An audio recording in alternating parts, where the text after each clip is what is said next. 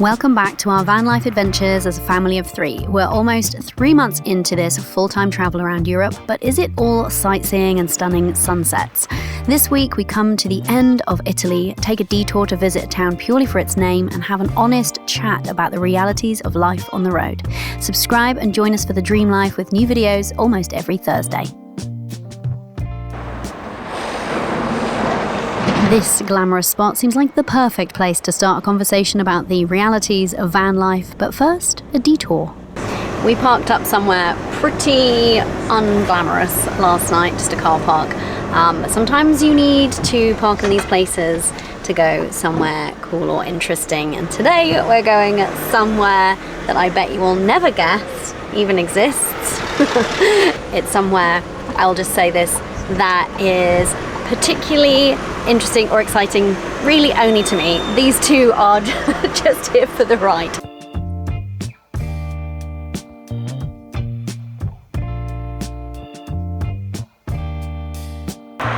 We made it!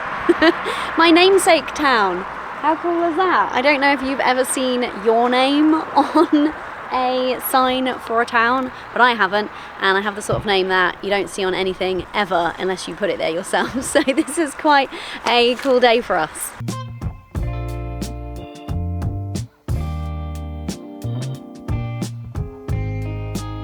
That was once a river hunt. You're all dried up. I'm all dried up. It's Corey. Don't think that's supposed to be me. Here's the thing about van life, and maybe it's a truth about the dream life, not just van life, but it's not all sunrises, sunsets, or sightseeing. Sure, these are things you're going to see us doing plenty of today. I mean, just look at how pretty this Italian town is. But van life is still, well, life, and the dream life is still life. So the reality is that there are unglamorous park-ups, sometimes out of choice, sometimes necessity. Out there.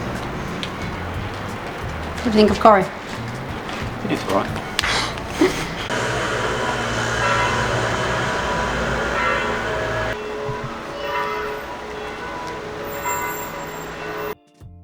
There is litter spoiling otherwise picturesque places. There's bickering amongst us. And I find it difficult to document the kind of less than pretty parts for the simple reason that when something is ugly or annoying or inconvenient, it's not always natural to whip out your camera, right?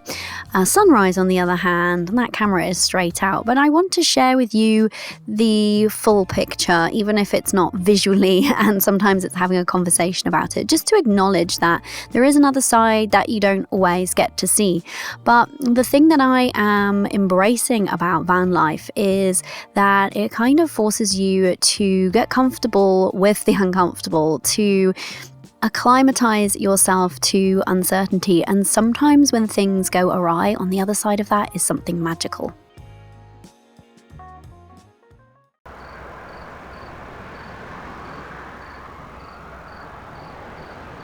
The reality behind the dream. Take, for example, this place. So we only ended up here because our original park up for the night was full and we had to just park up on the side of this beach, and we thought, well, in the morning we'll move along and see if there's actually a space where we're hoping to park for like a full week here. And we got woken up at the crack of dawn. It was before 6 a.m. There was this cafe on the beach next to where we'd parked that started pumping out that annoying music that you just heard, really loud, really unsociable. But it forced us up and out of bed at a time that we would not normally be out. And as a consequence, we were treated with the most incredible sunrise. To see the sun cresting up above the horizon. Oh.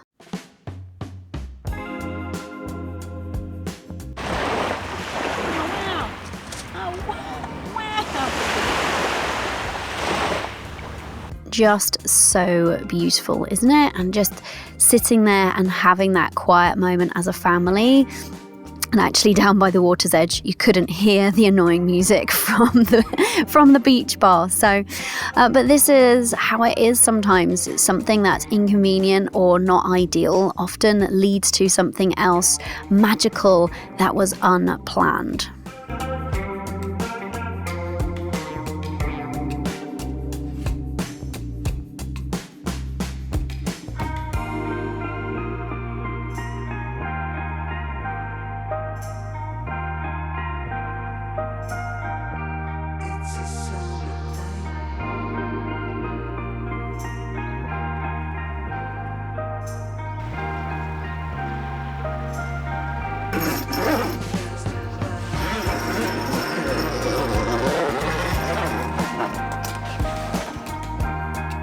Something that I've reflected on a lot as we've, been spending all of this time on the road is the duality of van life, the positive and the negative coexisting, one often leading to the other and then back again. For example, you see me here enjoying just some really lovely, peaceful time to myself, looking out at the view. We parked at this spot. As you can see, it's literally just us and the coastline. And it is absolutely stunning. And what I didn't film, though, is that there's quite a bit of litter around, and that spoils it a little bit. But it also makes you just appreciate nature and want to be a better citizen yourself, right? The other thing is that with a park up like this, it is, undeniably idyllic and picturesque. And when you are on an off-grid camp spot like this, it means that there are other considerations. So we can't stay here for longer than 3 or 4 days because we'll run out of water, for example. The toilet will need dumping. That's the unglamorous side of glamorous park-ups such as this.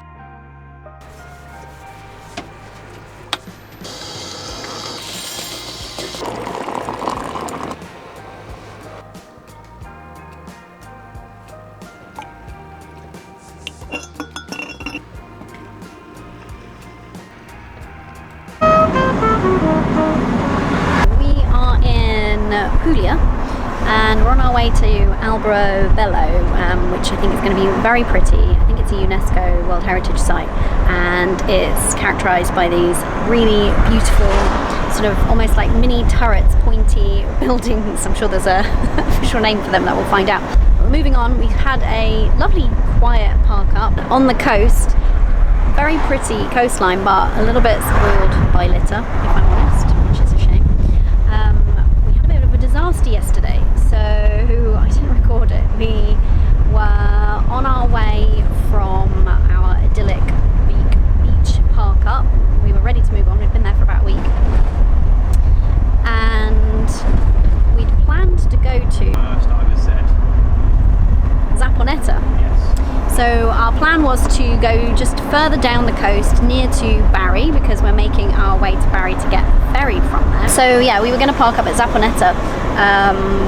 We'd done a little bit of research, seen a park up that had good reviews and stuff, got there, and it was a sort of seaside-y town, but with factories all on the beachfront, like some sort of, I don't know, industrial plants. And I don't know about you, but that doesn't make us feel super relaxed about going in the sea when there are factories right there on the beach. I don't know why you would put them there.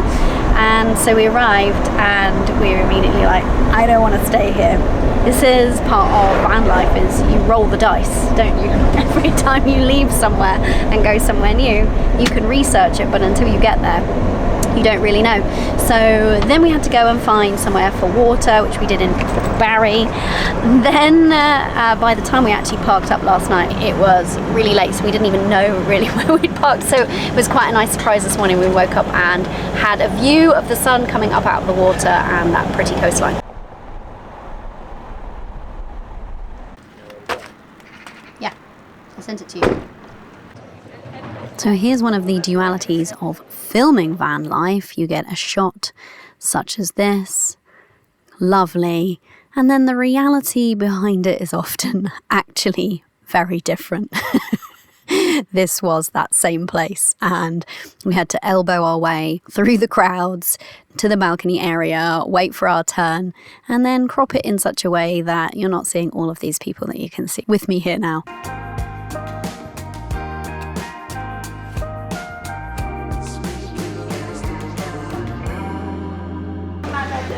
It's really funny, there's been like nobody anywhere, everything's been really quiet, and then we get here, we're like, this is where everyone is. It's really busy.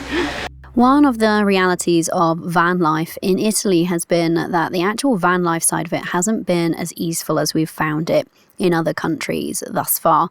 And by this point in Italy, so we're right down in the south of Italy, we were getting a little bit fatigued, if I'm honest, by having to move on much more frequently than we would like to because of the unideal nature of several of our park ups. And we really considered cutting our time in Italy a week short and heading off to our next destination early.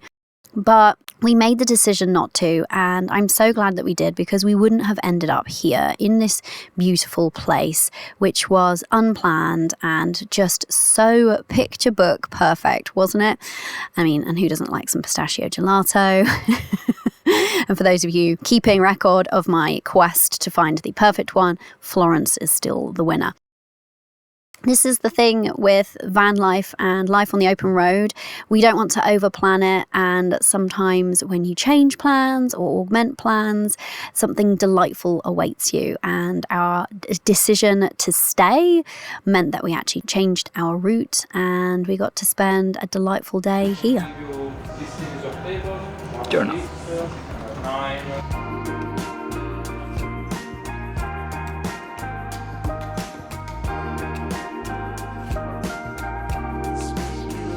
So they've just brought out the olive oil, salt and pepper and explained to us that the olive oil is their own production, the salt is from Margherita, which is the salt plains that we actually drove through yesterday, and then the pepper is from the Puglia region as well, so it's quite cool.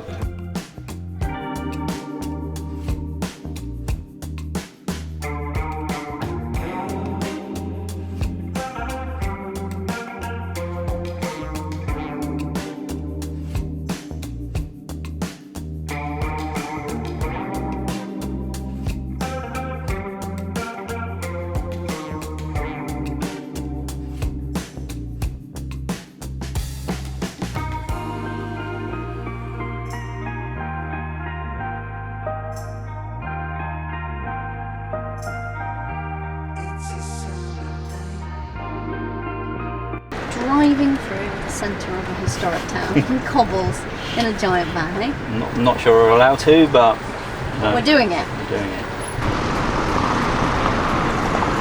Lots and lots and lots and lots and lots and lots and lots and lots and lots and lots. Yeah. And obviously every spin of the Earth is one day. Yeah. And then even so, as the Earth is spinning, it's also going round on its orbit around the sun. Yeah. That for 6 months of the year, yeah, you've got to look at my hand. For 6 months of the year, this is the Earth, closer, yeah? And it makes that much of a difference in the amount of energy that is being received.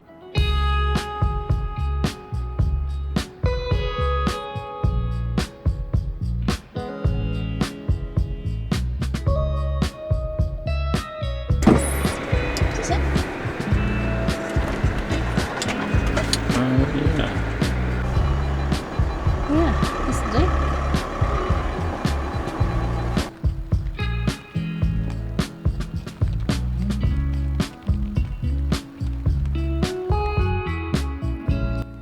So this was our very final night in Italy. I've just noticed it's all salt formations. Rock pool. Nice. Yeah, the end of Italy for us, and really almost at the very end of Italy, right down there at near the heel of the boot. Something that I've really realized is that van life teaches you to embrace uncertainty, and even beyond that, not to take a bad situation as the final outcome, but to look for the good reason behind it. What I've found is that encountering the ugly often elevates and makes you treasure the beauty that bit more.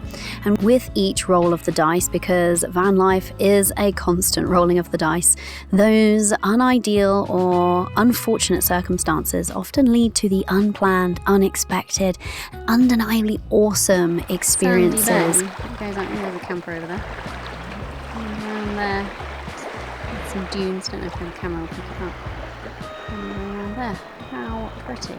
So I wouldn't have van life any other way. I really am appreciating the duality of it and the realities that aren't always super sexy.